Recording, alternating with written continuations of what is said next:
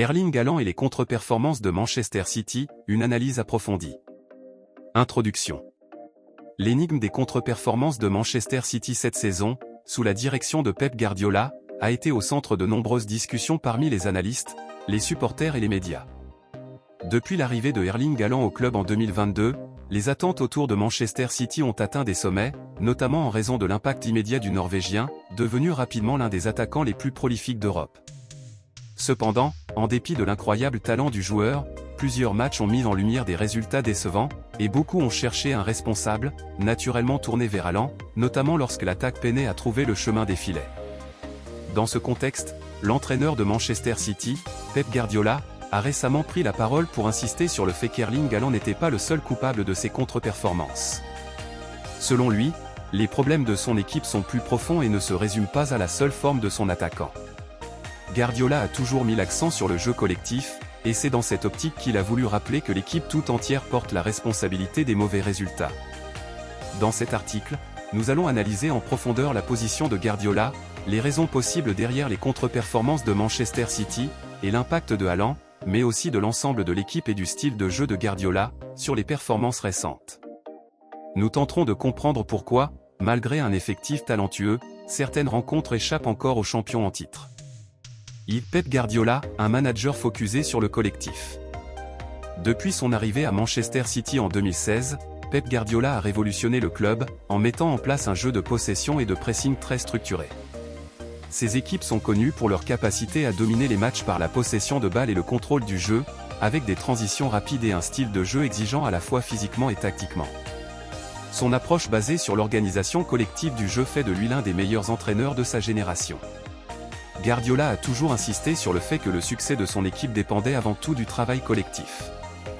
Bien que des stars comme Kevin De Bruyne, Ruben Dias, Jack Grealish ou Haaland aient des rôles spécifiques, l'entraîneur espagnol a souvent rappelé que chacun des 11 joueurs sur le terrain doit contribuer à l'effort global. Dans ses propos récents, Guardiola a souligné que les contre-performances de l'équipe ne pouvaient pas être réduites à un seul joueur, et ce pour plusieurs raisons.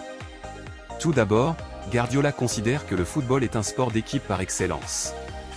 Si un joueur est en difficulté, comme cela a pu être le cas de Haaland lors de certains matchs, cela reflète souvent un problème plus vaste au sein de l'équipe.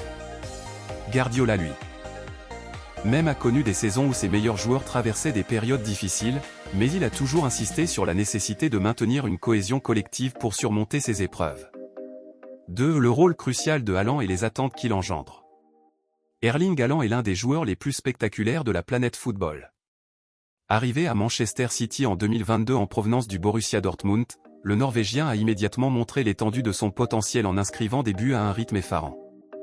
En 2022 à 2023, il a marqué 52 buts en 53 matchs toutes compétitions confondues, un exploit impressionnant qui a permis à City de décrocher le triplé historique, Premier League, FA Cup, Ligue des Champions.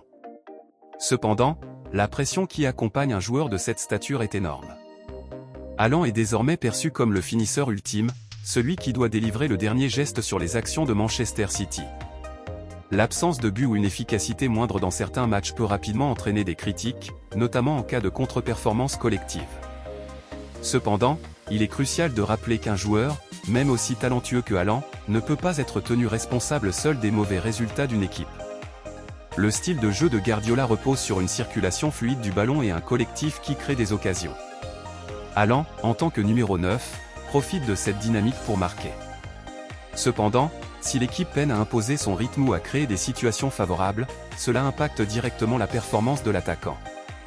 Ainsi, des matchs où Haaland est moins en vue peuvent être dus à des problèmes collectifs qui vont bien au-delà de sa seule forme individuelle. 3. Les problèmes collectifs de Manchester City. Si les performances individuelles d'Haaland peuvent être mises en cause, les raisons sous-jacentes des contre-performances de Manchester City sont souvent liées à des problèmes collectifs. Guardiola a évoqué plusieurs de ces difficultés, qui peuvent inclure 1. L'absence de fluidité offensive.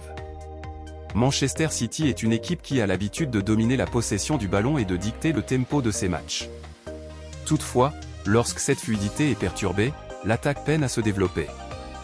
La dépendance à un jeu de passes rapides et précises, de mouvements combinés, et de l'exécution d'un plan tactique très précis fait que toute défaillance dans l'exécution de l'une de ses composantes peut rendre l'attaque de City moins efficace. Des matchs contre des équipes qui défendent profondément ou qui pratiquent un pressing intense peuvent mettre en lumière cette vulnérabilité. Même avec un joueur aussi capable qu'Haaland, si l'équipe est incapable de percer la défense adverse ou de maintenir un rythme élevé, les occasions de but se font rares. 2. L'équilibre défensif.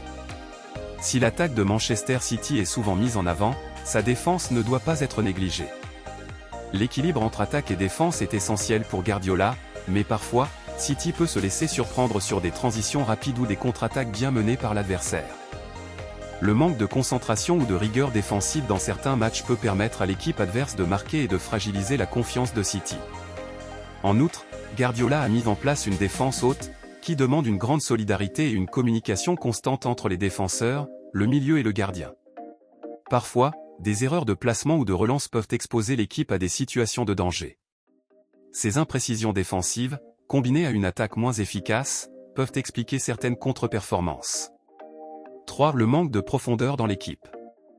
Manchester City est une équipe qui repose sur une profondeur de banc considérable, mais certains absents ou blessures peuvent déséquilibrer l'équipe. Par exemple, l'absence de Kevin De Bruyne, pièce maîtresse du jeu créatif de City, a été ressentie cette saison. Sans lui, l'équipe manque de ce dernier geste qui permet de déclencher les occasions décisives pour Haaland. Les rotations et le besoin de maintenir un niveau de fraîcheur physique et mentale sont également des facteurs qui entrent en jeu. Guardiola doit jongler avec les nombreux matchs en compétition nationale et européenne, et l'absence de certains joueurs peut affecter la dynamique globale de l'équipe.